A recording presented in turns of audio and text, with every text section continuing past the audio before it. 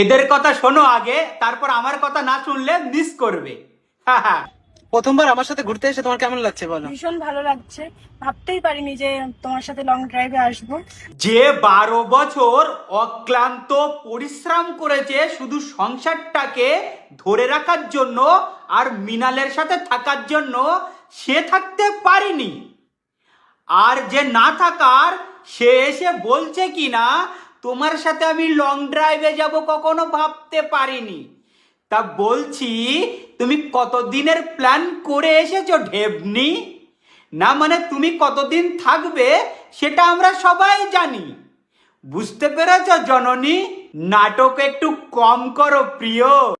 আমি প্রথমে এই মৃণাল ভাইয়ের উদ্দেশ্যে একটা কথা বলবো।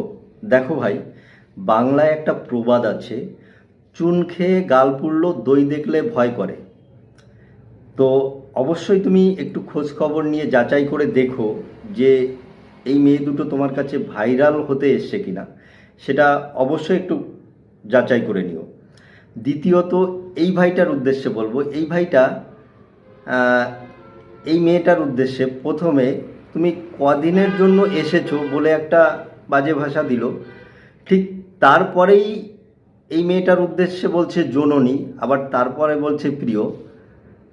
আমি না ঠিক বুঝতে পারলাম না এই ভাইটা প্রথমের ওই বাজে ভাষাটা কার উদ্দেশ্যে প্রয়োগ করলো।